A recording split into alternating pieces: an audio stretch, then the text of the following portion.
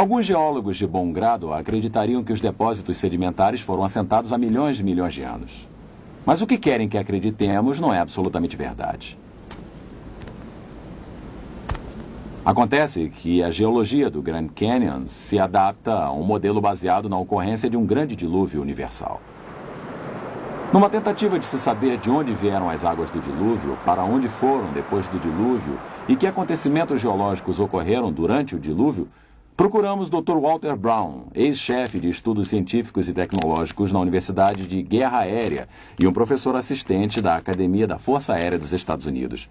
Seu desenvolvimento da teoria da hidroplaca fornece ao subsídio que desvenda muitos mistérios acerca do dilúvio e seus efeitos.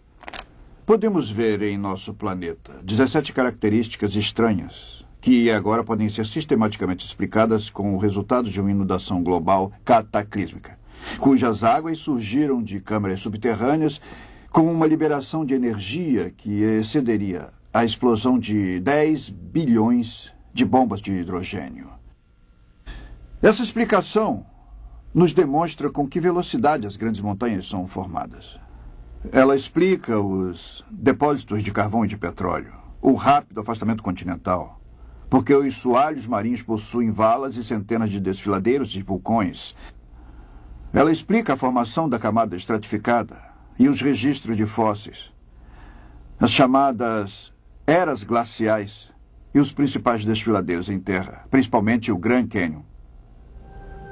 A era pré-diluviana provavelmente era constituída de um enorme supercontinente contendo uma vegetação viçosa, mares, rios e pequenas montanhas. De acordo com a teoria da hidroplaca, a era pré-diluviana possuía uma grande quantidade de água subterrânea, mais ou menos a metade da que hoje em dia temos em nossos oceanos.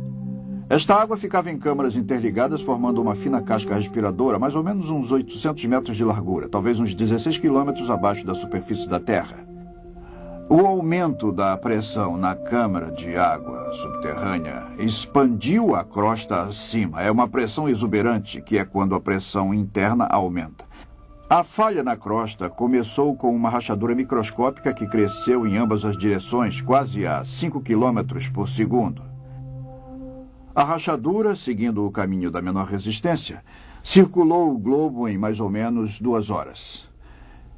Enquanto a rachadura corria pelo globo, a crosta acima se abriu com um rasgão num tecido extremamente esticado. A água subterrânea sofria uma enorme pressão por causa do peso de 16 quilômetros de rochas pressionando sobre ela. Então a água explodiu violentamente para fora da ruptura. Os cálculos demonstram que, ao longo dessa rachadura que circundava o globo, fontes de água saíam em jatos supersônicos a mais de 30 quilômetros para a atmosfera. O borrifo dessas enormes fontes ocasionou chuvas torrenciais como a Terra jamais havia sofrido, tanto anterior como posteriormente. A Bíblia afirma que todas as fontes das grandes profundezas surgiram num só dia. E ela descreve tais acontecimentos há cerca de 4.500 anos atrás, o que agora podemos reunir cientificamente numa ordem de causa e efeito com a teoria da hidroplaca. As fontes das profundezas e a expansão do vapor produziram ventos violentos.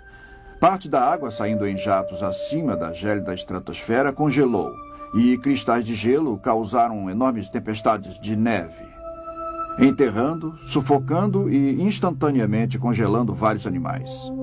As fontes de alta pressão causaram erosão na rocha em ambos os lados da fenda, e até mesmo através dos conteúdos lamacentos de muitos mares no período pré-diluviano, enormes volumes de sedimentos se espalharam através dessa água lamacenta por toda a Terra. Os sedimentos foram ficando retidos, enterrando plantas e animais, formando os registros de fósseis.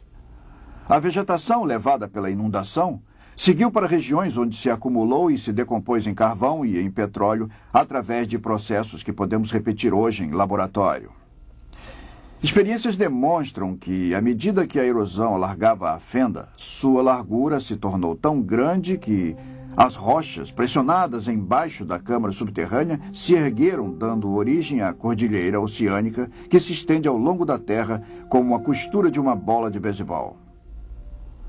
As placas continentais, as hidroplacas, ainda com água lubrificante abaixo delas, escorregaram para baixo, afastando-se da Cordilheira Atlântica que surgia. Depois que as maciças placas continentais lentamente desaceleradas atingiam velocidade de cerca de 60 km por hora. Chegaram até locais de resistência, se comprimiram e se enrugaram, e se tornaram mais espessas e se curvaram. As partes das hidroplacas que se curvaram para cima formaram montes, as que se curvaram para baixo formaram valas oceânicas. E é por isso que essas características são geralmente paralelas às cordilheiras oceânicas de onde deslizaram. As hidroplacas, ao deslizarem, afastando-se das cordilheiras oceânicas, abriram profundas bacias oceânicas, para onde as águas inundadas se represaram. Toda a bacia continental reteve naturalmente a água, formando vários lagos. Cada lago, formado por chuvas ou por águas drenadas de elevações maiores, derramou sobre sua margem na parte mais baixa de sua margem, ocasionando a erosão de um pequeno entalhe na margem, permitindo que mais água fluísse pelo entalhe com maior rapidez, fazendo os depósitos sedimentares ficarem mais profundos.